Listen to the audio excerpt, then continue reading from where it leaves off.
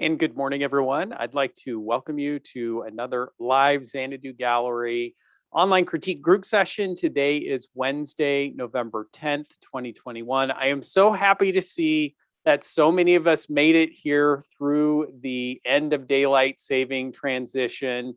It's a testament to our ability to read spreadsheets and time labels. I am very excited about that.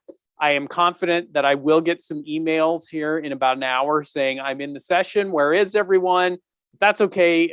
We'll catch it all in the recording. But I've got a bunch of great questions that have come in that I want to jump right into.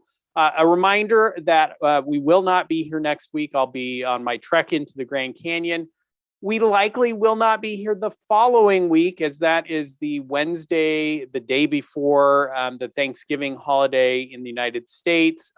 I would like to be ambitious and say that I'll have us ready for another session that week, but not only will it be the holiday, but I'll be catching up from the trip. And so it's likely going to be December 1st that we get back together again for these sessions. So enjoy the little break there. Let me jump in and start with our first question. I'm going to try and get to as many of these questions as I can.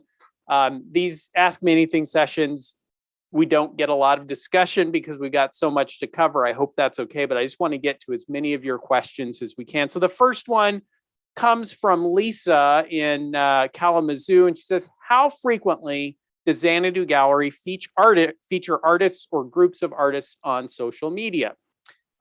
So let me take that one first. And then the second question, which is an if you have time, is one I also want to touch on. But let's talk about social media first. Social media is a critical part of our advertising strategy. It's where I am allocating most of our marketing dollars now, and has given us the best effect, the best bang for our buck. We still do some magazine ads and some other promotion, direct mail, and that kind of thing. But by and large, we found social media to be more effective. It's more targeted. It is easier to judge what kind of return we're getting on the ad spend. We can see, response rates in real time. And so there are a lot of advantages there. And so our strategies, when it comes to social media marketing, have been many. That is to say that we experiment with a lot of different formats, a lot of different kinds of posts that we're sharing. Let me put myself up here so I can give my full attention to myself here. And what we're finding is that part of what helps us be effective with social media is the experimentation and seeing where we get more response. Another big part of it, though, is just consistency. We are always doing something on social media. We have a constant ad spend going. And we're just allocating it in different directions. And so some of our ads on social media are, here's a particular piece of artwork with a little bit of copy about what's interesting about this artwork. Some of it is about the artist, and we'll do groupings. We will do, kind of the carousel ad where you can see multiple images. And then we are also doing, and one of our more effective ad strategies is we are advertising not just the artists in the gallery, but the gallery itself. We want to draw people through the door. And so those ads, tend to be, pictures of our gallery space with information about the gallery, a link to our website. We want to draw people through the front door. And then we're doing just a variety of different dynamic ads where we put a lot of different photos and copy into Facebook and let Facebook figure out which one is going to get the most attention. And so, for you as an artist, I might suggest that it would be a good idea to adopt a somewhat similar strategy. You're not going to have to spend as much money as we do. And in fact, you're probably not going to have to spend as much time as we do on social media. I should mention we're also doing videos and short videos, long videos, all different kinds of stuff. But if you're just kind of focused on a couple of key goals with your social media. And I would think that the number one goal I should have would be to build my following. Follow my Facebook page or follow me on Instagram or Twitter, so that you can start to get more repeated exposure, and then sharing images of your work or work in progress or events and those kinds of things with your existing audience. Those two strategies, building your audience and then kind of constantly nurturing that audience, are going to be your most effective social media strategies as an individual artist. And then you hope, as you're starting to show in galleries, that they have also caught the vision of what's possible with social media, and are putting some effort into building their following and promoting you and the other artists that we're showing, to generate more activity around your work. Now, the second part of Lisa's question, it's a little bit broader, and I am not an economist, so I want to be careful how I answer a question like this. But the question is, what does an artist do in times of quickly rising inflation? Is it acceptable or wise to raise prices more than 10% than one time per year? And so, yes, obviously inflation is in the news if you're watching the news, and we can't help see it when we go to the grocery store and the gas station, and some rapid increases in the price of things that we have to buy. I would be very careful about my response to something like this. Could it be a long-term economic issue that we're facing? Yes, potentially it could. But I want to be careful not to be too reactionary to items in the news, because that can lead me into some long-term potential pitfalls. And so what I would say is, when it comes to raising our prices, that decision typically should be driven by demand. Well, let me back up a little bit and say, first, we want to make sure that our prices are competitive with other artists who are doing work that's going to appeal to a similar clientele. That's stage one. Get us into line with our competition in the venues where we want to be showing our work. And then once we've done that, then we want to pay attention to how our sales are going. And if sales are going well and demand for our work is growing and is strong, then and we're having a hard time keeping up with that demand in terms of production, then that's a clear sign that we need to start thinking about a price increase. And it does make sense to at least once a year be doing a systematic and intentional analysis of our sales and making a conscious decision. Am I raising my prices this year? Do my sales justify it? Again, typically the artists that I'm working with, that 10 to 15% per year would be fairly common. Now, the last few years with the pandemic and everything else that's been going on have been a little bit wacky, but that would be the typical approach. And so in a situation like this, the current environment, where theoretically, we're seeing price increases across a broad range of goods and services. What should happen is, if we were to leave our prices where they currently are and everything else is rising, then economic theory would tell us that customers seeing our work should start to perceive that work to be a greater and greater value. If your price is staying the same and everything else is rising, they should be saying, hey, this is a good deal and it's becoming a better and better deal, which should theoretically then raise the demand for your work and get us into that situation that I was talking about, where the sales are driving our price increase. I would be very hesitant to say, well, the nightly news is telling me that everything is increasing in value, so I guess I better raise my prices by 15 or 20%. Purely from a theoretical standpoint, you haven't seen a bump in sales, and none of your data is telling you should do that increase. It's just the news driving it, because that could put us in a position where the economy changes, and that overheated circumstance caused by a lack of supply of goods cools back down, and all, gas prices suddenly drop and grocery prices, and now we're left in a more complicated circumstance where our prices, it's a little harder to come back down. Not impossible, but harder. So I would be very cautious about that. I would be thinking long term, not short term, when it comes to these kind of price increases. And I have worked with an artist before. I can think of at least one example where, back in the mid 2000s, he was paying a lot of attention to the economy and traveled to Art Basel in Miami and saw everybody raising their prices. And so he doubled his prices. He doubled his prices and cut the number of sales that were being made by 90% or so. I mean, it just, his sales fell off a cliff when he did that. And that's an extreme example, but I think that it shows us, potentially the risk that we're up against if we are too precipitous in our reaction to what's going on in the world. So I would caution that we'd be very conscientious about raising prices and do it in a more systematic, long-term way.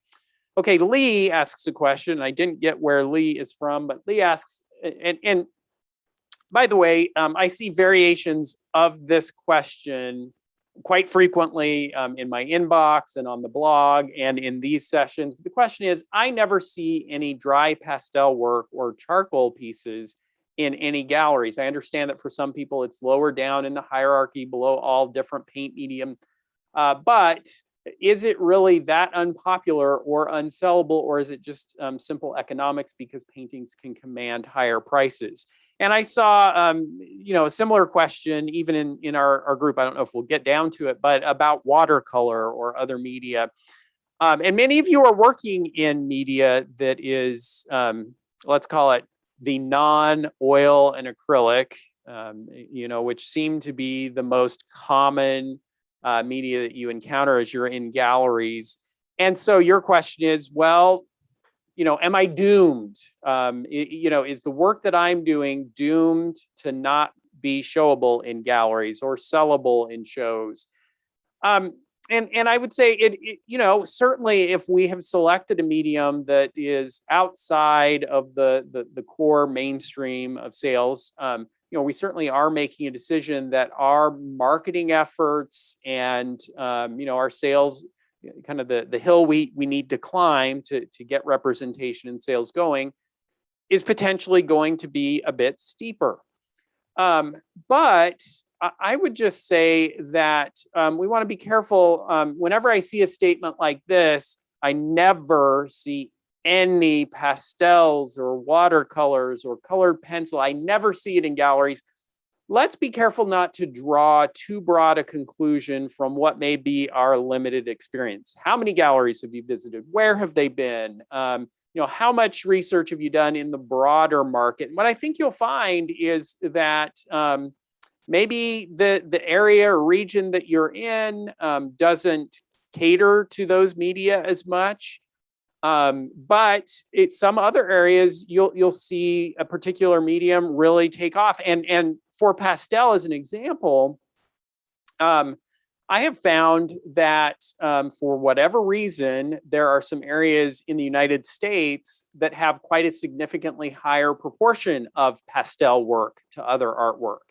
It may not be the dominant art form, but there are a lot of galleries that feature it. And in the States, Colorado is an area where, as I've traveled and visited galleries there, not only have I seen more work there, but you'll see that there are large shows that occur, plein air pastel events, and different kinds of grouping things going on where there's quite an abundance of that particular medium. And likewise, you don't see as much watercolor in Arizona, in the Southwest, or other work behind glass. Now, I represent a number of artists whose works are behind glass.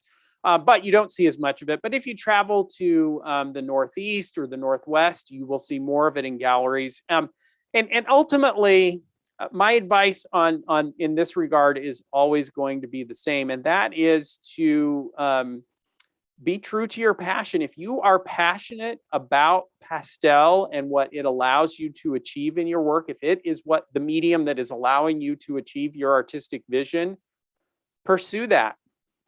Be consistent in it and become the best pastelist that you can possibly be. And then find the venues that will respond to that work and the collectors who want to have it. And even though it may be a smaller subset of the broader art buying public who is interested, you can also often find that you have a more passionate collector base and potentially a lower level of competition for those buyers. And so everything in life is a bit of a trade-off. You might say, oh, those oil painters, they have it easy because everyone loves an oil painting. But the trade-off there is, well, boy, what a competitive field it is to be an oil painter. And depending on your subject matter, you could be up against tens of thousands or hundreds of thousands of other artists and have your own set of challenges. And so, Lee, if it's pastel that excites you and that you're passionate about, I would pursue it, and I would just get out there and show gallery owners, and maybe a gallery isn't showing pastel right now, but when they see your amazing work, they respond to it, and you get to be there first. I would just encourage you to push forward with that. Thomas from California asks, I had agents that sold my work. Now it seems online is the new frontier. I'm not sure I can present online. Most of my work is difficult to photograph for online sales. The cost is high as well. I'm now at a time with little funds, so it's daunting to try online sales. I have storage costs that are eating my funds. So much work added up. I need to find new patronage, and my latest series is resin sculpture-like assemblages. How can I find new patronage? So again, let me just say, Thomas, I suspect that many artists who are in this session or who will watch it could have written exactly the same email, the same question. What do I do? I've sold my work, or I haven't sold my work yet, and I need to find a path to patronage. Online sales certainly are growing. They are an important part of our business as a gallery, and I do see artists making more efforts to get their work online and to sell. But in my experience, online sales are still a supplement to our other efforts to sell. If I look at our sales, certainly what's happening online, that is to say, someone's going to our website, seeing a piece on the website and buying it from the website. They didn't come into the gallery. That's happening.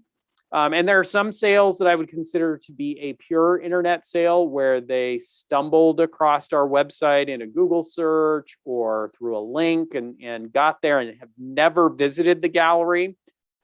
But that's a pretty small percentage of our online sales, let alone of our total annual sales. Most of our sales are still to people who at some point walked into our gallery in Scottsdale or Pine Top. We got to build a little bit of a relationship with them. They joined our mailing list either by asking to be on the list or by making a purchase, and our promotional efforts are driving online sales. I spend a lot of time working with a lot of artists all over the world, and I'm just not hearing very many artists tell me, I can't think of any examples where they're saying, my online sales sustain my livelihood and my business, and I'm making a living purely from my online sales. And not needing to show in any physical venues. And again, physical venues could include, yes, galleries, but it could also include weekend art festivals and shows or open studio tours. Art just has not gotten to that point where it is primarily an online activity, purchasing art. And so if I were thinking, what can I be doing to jumpstart my sales and start to get to patronage, I would certainly have my online presence in the mix, and I would be thinking about my website. And Thomas, you mentioned it's expensive.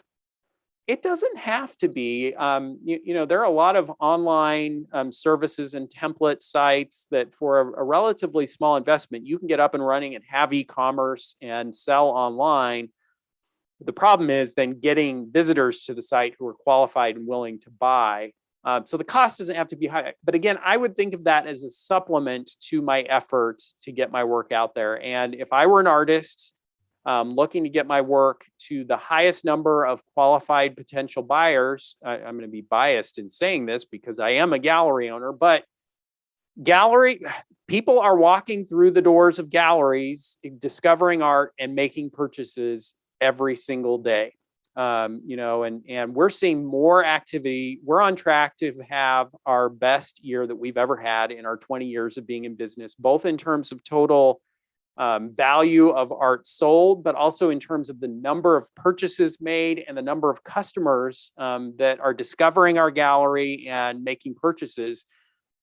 And so I might suggest that it would be a good idea to invest a good amount of your time and effort into cultivating some relationships with active galleries. That would be a pretty quick path to get to some buyers. The second most effective, I would suspect, if you're kind of coming into this a bit cold, you don't have a current base of collectors, would be art shows and festivals where you have the opportunity to go and interact with people who are specifically coming to find and discover artwork.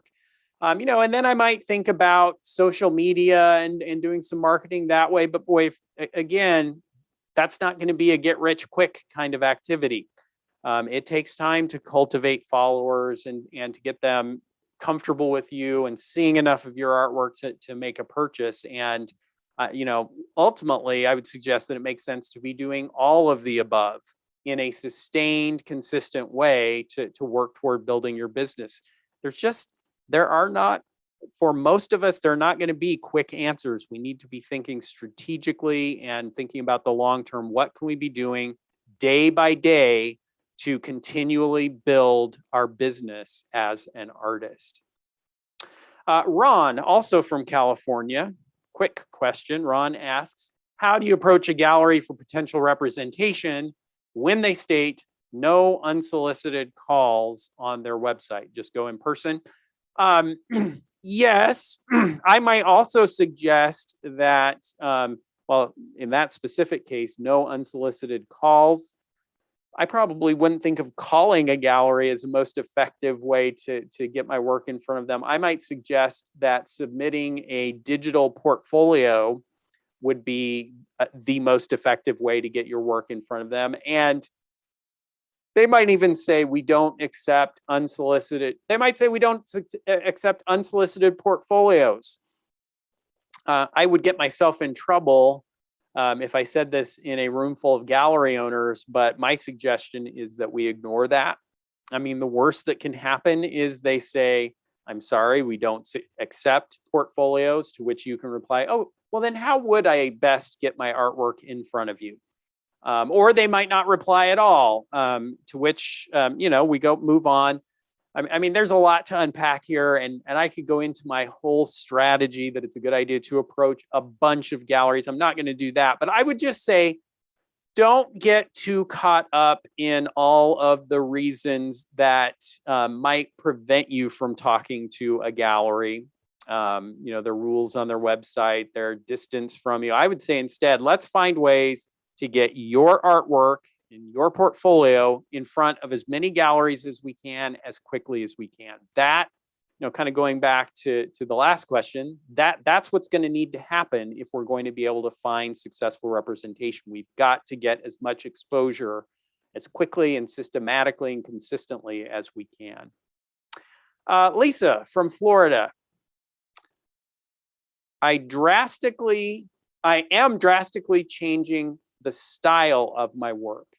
Ideally, how many of my newly finished paintings should I put together in my portfolio before approaching galleries? Great question. And really, this applies to any work that we're doing, whether we're changing our style dramatically or not, or whether we're plodding away at a style that we've been working in for a good long time. My suggestion is that we want to have 20 to 30. 20 to 25 is a good start, but up to 30 pieces. That consistent, a variety of different sizes and price points would be ideal. But if you've got that number of pieces, that is a deep enough inventory to build a portfolio, show that portfolio to galleries and allow them to have some selection of work. It's likely that a gallery is going to take on, as they agree to represent you, between, well, really anywhere between 3 and 7 or 8 pieces. So if I've got 20 to 30 pieces, that gives me some margin to have some selection for them, and to have more inventory to get into additional galleries if that is my target. So that'll be a good number to start. And if you've got a good production schedule going and you've kind of worked out some of the challenges as you're moving into your new style, it should not take long to build up an inventory at that level. And don't wait. Don't think to yourself, well, I'm still working through this, and maybe when I get to my 100th piece or my 200th, then I'll be ready. It is so easy to give ourselves excuses, but what you'll find is that if I can get my work out there and start to get responses to it, and even when I might not feel as confident about it as I might like to, you are too close to your work to be objective about the quality of the work and the consistency of the work. And so my suggestion is build up that inventory and get it out there as quickly as you can. Start to get feedback and response to it. And you'll be surprised how quickly you start to get positive responses and even gallery representation. Annie asks, with most artists having their own website and selling direct, how are both sides of direct and gallery navigating pricing discrepancies? That's an easy one. There shouldn't be pricing discrepancies. I'm not even going to take this one off because it's going to be a quick one. There shouldn't be pricing discrepancies. You should be pricing your work the same on your website as your galleries are pricing it.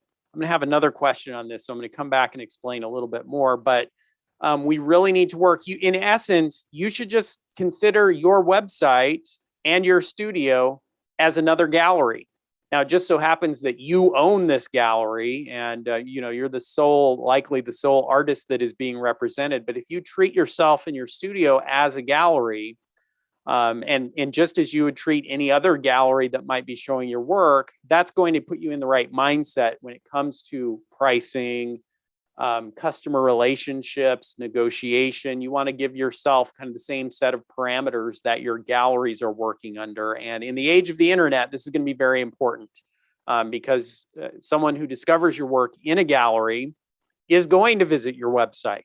They're going to visit the websites of the other galleries that are representing you. And so any indiscrepancies are going to prove problematic. I'll come back to this. Hopefully I can get to the other question about this in just a moment.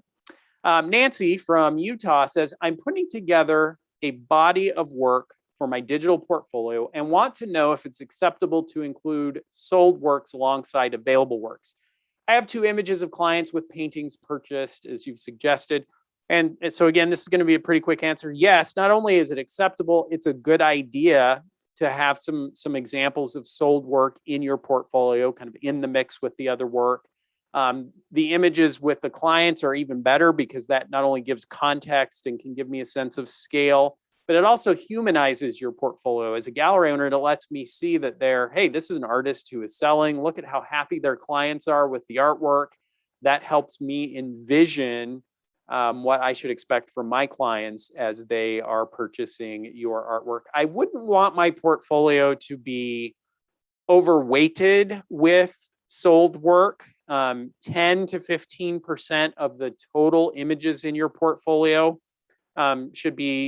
could be sold works, not much beyond that. So if we've got a portfolio of 25 or 30 pieces, that's 2 or 3 works that are marked sold, and the rest is available. Holly from Massachusetts. Here we go. I'd like help on pricing. If I sell my painting on my own for $600, is it customary for the gallery that I am in to raise the painting's price to $1,200? I was told that the gallery should only charge $600. Very confused. So this is the continuation of that question about pricing and online sales and direct sales. And I can understand a little bit how this could feel confusing, but don't let it be. It's really simple. Again, kind of going back to that example with the website or with your studio, just think of yourself as a gallery. Yes, you're the artist, you're creating the work, you're generating $600 in value when you create that piece. But if you're selling it yourself, if you're selling it directly, there's another $600 in value that's being generated by your efforts to make that sale happen. The marketing, the promotion, the interaction with the customer. If you're only charging them $600, you're undervaluing all that other work that you're now having to be doing. And so I really would not think of it the way you're thinking of it. And that is, well, when I paint the piece and I sell it directly, it's worth $600. And then if I'm showing it in a gallery and they're going to take 50%, then I need to put it at $1,200 to get the same $600 back. That's backward. Instead, we need to be thinking the value of this painting is $1,200. People are paying $1,200 for my artwork at this size. That is the value. And notice that I'm saying the word value here and not the word price, because price can get confusing if we start thinking that way. The value of this painting, though, is $1,200. And if the gallery sells it, they earned the $600 by all of their efforts to market and promote and sell this work and interact with the customer. Why would I not pay myself that same fee if I am doing all of that work? And I think if we can put ourselves in that mindset, this all becomes much less confusing as we're working on pricing our work. But our prices need to be consistent. The value of that artwork should be driving the price of that artwork. Cheryl, and this is a name question, and name questions can definitely be tricky. I'm newly divorced. I love my maiden name when it's pronounced correctly, which is never when it's in writing. And you can all look at it and see here. I'm going to want to say Baril, but I'm going to assume that's wrong. But there it is. There's the name. I would love to hear your thoughts on how I might handle this. I was considering using another name, which I might also have a hard time pronouncing, Brielle. I'm 63 and don't have time for errors. I have a website that still combines mine and my former husband's work. Need to rebuild it. So I do need to figure this out quickly. Yes, boy, this can definitely be a challenge. And, I would say there are a few factors we need to think about. One is, how much of a following do you have for your work? How familiar are your clients with your name? And, are you going to be able to sustain relationships with those clients and hope to sell to them in the future? If that's a factor, and if that's the case, I could be persuaded to say, whatever name you're using right now, stick with it. It may be a little bit distasteful. Again, we don't want to get into the personal details of what's involved here, but this is a branding question in essence. And if I've got an existing audience and they have certain expectations and those are strong and there's goodwill that's built up and a strong awareness of your name and your work, then I might be tempted to stay where I am. Now, if I don't feel as strongly, maybe I feel like I'm kind of starting fresh. I'm looking to build a new audience. I do have some people who know about my work, but they haven't been actively buying or not nearly as actively as I would hope they would be. Then we might think of this as an opportunity to jump in and start something new. And, I guess if I were talking to a young artist who was getting into the world and starting building some branding, and that young artist was had the potential to be getting married in the near term, I might delicately suggest that it would be a good idea, maybe stick with your maiden name throughout your career. Just think of it as the brand I'm going to stick with. I will tell my future spouse that it's nothing personal, but I just like how the name sounds and it's how I've signed my work. And, again, talking to a young artist, if I could set you on that path, we don't know what the future holds. And that would be a branding that I know I could stick with throughout my career. That doesn't happen, though. And sometimes there are circumstances like this where a name change is going to occur. And I would just kind of weigh that in. And it may be that in spite of the logic of keeping my branding and my following, and saying, well, it would make logical sense for me to keep my current name, it may be that emotionally and psychologically that just is not possible. That we don't want to have association with that name anymore. And in that case, then I would say, well, now is that chance to start afresh. And it's likely that even your existing customers, they know your work, and with an email showing them new work and just kind of transitioning over to the new name, hopefully they'll just follow along and not ask too many uncomfortable questions, and we can just rock and roll. And then you jump in and do it. And I would say, you're right.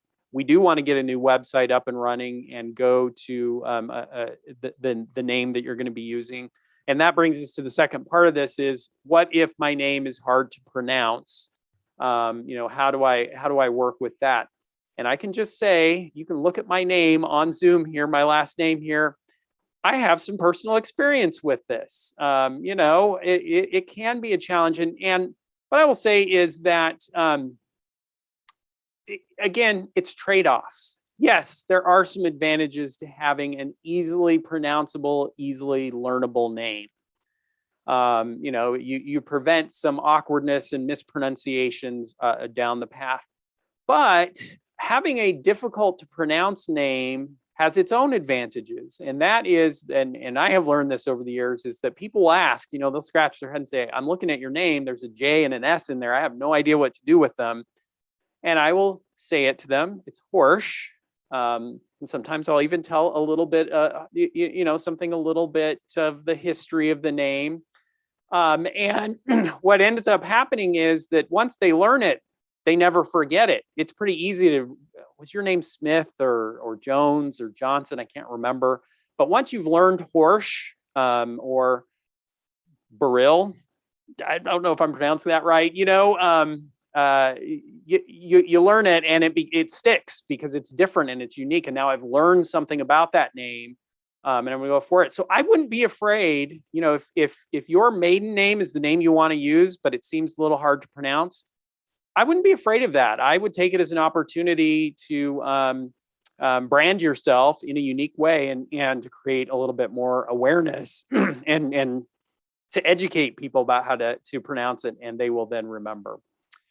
I'm going to try and get through a few more questions. We just got a few moments left, but Anne, also from Massachusetts, says, Sochi Art has been recommended to me as a potential online art gallery.